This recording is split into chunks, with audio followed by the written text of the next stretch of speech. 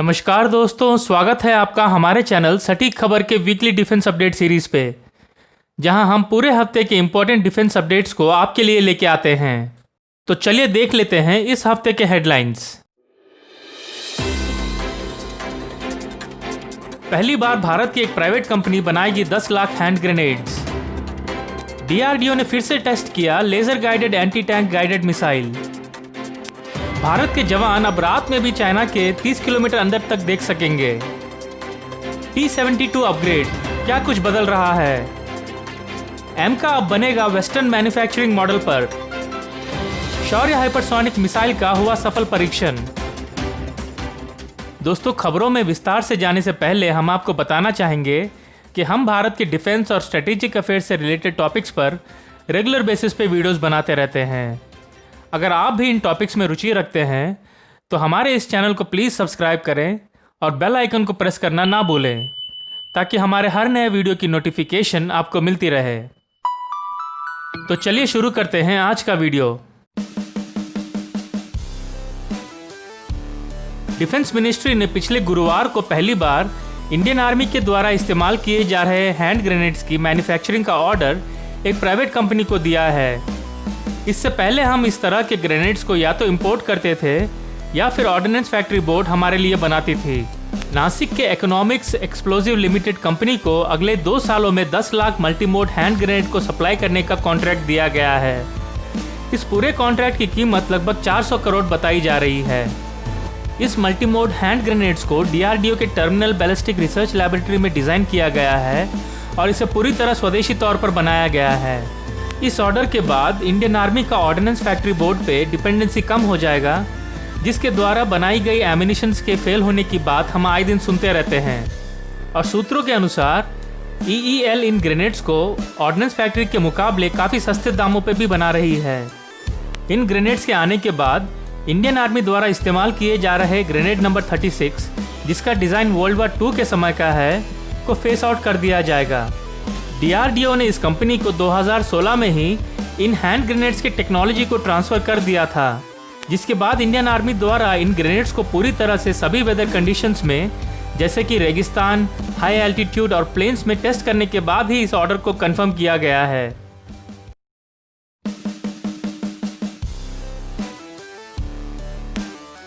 DRDO ने पिछले गुरुवार को एक बार फिर से अहमदनगर के केके रेंजेस में laser guided anti tank guided missile का सफल परीक्षण किया है और आज का यह परीक्षण अर्जुन मेन बैटल टैंक से किया गया है। आप सभी को ध्यान होगा कि पिछले महीने भी डीआरडीओ ने ऐसा ही एक परीक्षण किया था, पर तब वो टैंक एक्स था और उस समय भी हमने आपको बताया था कि इस laser guided anti tank guided missile को अर्जुन MBT से टेस्ट किया जाएगा।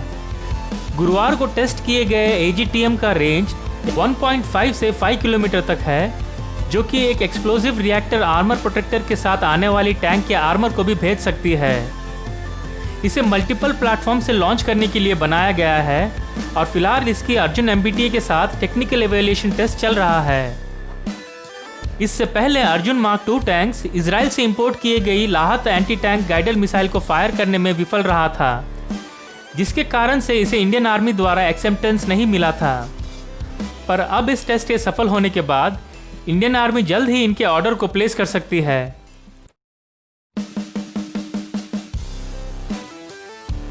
भारत की सीमा को किसी भी मौसम में 24 घंटों सुरक्षित रखने के लिए इंडियन आर्मी ने LAC पे तैनात अपने जवानों को एक long range observation and surveillance system से लैस किया है, जिसका नाम है T-Rex। इस सिस्टम की मदद से अब हमारे जवान दिन हो या रात चीन की सीमा में 25 से 30 किलोमीटर अंदर तक देख पाएंगे। इस सिस्टम को इंस्टॉल करने के बाद आने वाले सर्दियों में हमारे जवान अपने बंकर में ही बैठकर सीमा की निगरानी कर पाएंगे। इस सिस्टम को पूरी तरह से भारत में ही बनाया गया है। इसको बनाने वाली कंपनी टोनोबो बेंगलोर में स्थित है। इससे पहले इंडियन आर्मी इजराइल, रशिया और अमेरिका से ऐसे सिस्टम्स इंपोर्ट करती थी, पर अब इन सिस्टम्स को पूरी तरह इंडिया में बनाया जा रहा है। इंडियन आर्मी द्वारा इन सिस्टम्स को इससे पहले इंडिया पाकिस्तान बॉर्डर पे इस्तेमाल किया जा रहा था, पर अब इन सिस्टम्स को LAC पे भी तैनात कर दिया गया है। यहाँ हम आपको बता दें कि 2016 में उरी में हमले के बाद भारत द्वारा किए गए सर्जिकल स्ट्राइक के दौरान हमारे स्पेशल फोर्सेस द्वारा इस्तेमाल किए गए नाइट विजन ग्लासेस को भी टोनोबो इमेजिंग कंपनी ने ही बनाया था।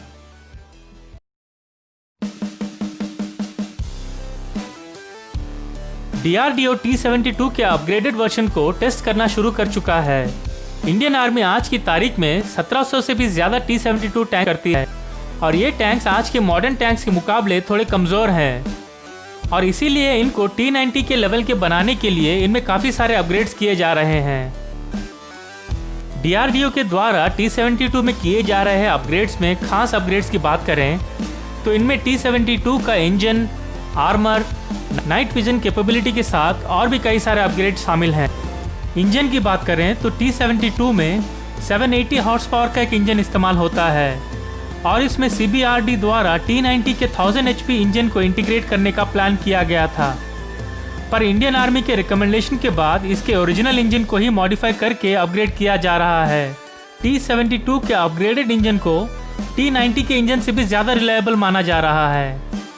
आर्मर की बात करें तो DRDO अब इसमें एक्सप्लोजिव रिएक्टर आर्मर के मार्क II वर्जन को इस्तेमाल कर रहा है, जो कि मॉडर्न काइनेटिक एनर्जी के वॉरहेड को भी झेल सकता है। DRDO के मुताबिक ये आर्मर उसी लेवल का प्रोटेक्शन दे सकता है जो अभी T-90 का आर्मर देता है। इन सब के अलावा T-72 को thermal imager fire controlling system से भी लैस किया जाएगा, जिसकी मदद से अब रात में भी ये टैंक 3 किलोमीटर की दूरी में स्थित अपने टारगेट से एंगेज कर पाएगा।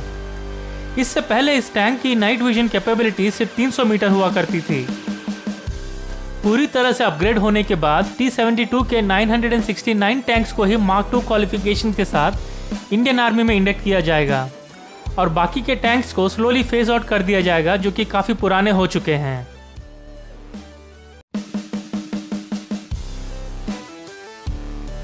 दोस्तों, इकोनॉमिक टाइम्स में आई एक रिपोर्ट के अनुसार भारत अपने नेक्स्ट जनरेशन फाइटर जेट्स को एक प्राइवेट सेक्टर पार्टनर के साथ जॉइंट वेंचर के तहत बनाना चाहता है, जिसमें चुने हुए कंपनी को 2500 करोड़ रुपए तक का निवेश करने की आवश्यकता होगी, जिससे कि आगे चलकर एक cutting edge aeronautical manufacturing system बनाने में मदद मिलेगी। HAL फिलहाल इस प्रोजेक्ट के कॉस्ट और जॉइंट वेंचर के स्ट्रक्चर पे काम कर रही है, जो कि आगे चल के भारत के पहले 5th generation advance multi role combat aircraft यानी AMCA को बनाएगी, जिसे 2028 तक ट्रायल्स के लिए तैयार करने का प्लान चल रहा है। HAL के चेयरमैन R माधवन ने कहा है कि इस JV में HAL, DRDO और एक प्राइवेट पार्टनर को मिला के कुल 3 पार्टनर होंगे। HAL इस प्रोजेक्ट के लिए अपने एग्जिस्टिंग इंफ्रास्ट्रक्चर को प्रोवाइड करेगा और अपने स्टेक को 50% से भी कम रखेगा, ताकि ये JV एक प्राइवेट एंटिटी रहे। भारत के द्वारा रिसेंटली जारी किए गए नए डिफेंस एक्विजिशन प्रोसीजर के अंतर्गत एक नए प्रोक्योरमेंट कैटेगरी को ऐड किया गया है, जिसमें DRDO और अन्य PSU के द्वारा नए प्राइवेट मैन्युफैक्चर को पूरी तरह से वेपन सिस्टम बनाने का टेक्नोलॉजी ट्रांसफर करना होगा। इससे पहले DRDO के चीफ G सतीश रेड्डी ने society of Indian defence manufacturers द्वारा आयोजित एक सेमिनार में कहा है कि पहले भारत में सिर्फ गिने चुने प्राइवेट कंपनीज हुआ करते थे, पर आज की तारीख में भारत में 18,000 से भी ज़्यादा कंपनीज हैं जो कि फाइटर जेट्स के कंप्लीट एयरफ्रेम्स और एवियनिक्स को बना सकती हैं, और ये आने वाली 5.5 जनरेशन वाली AMCA के निर्मित है। दोस्तों, इकोनॉमिक टाइम्स के इस रिपोर्ट को देखकर हमें लगता है कि भारत का अगला एयरक्राफ्ट 5th जनरेशन नहीं बल्कि 5.5 जनरेशन वाला होगा और इसे 2028 से 2030 के बीच ट्रायल्स के लिए बना लिया जाएगा।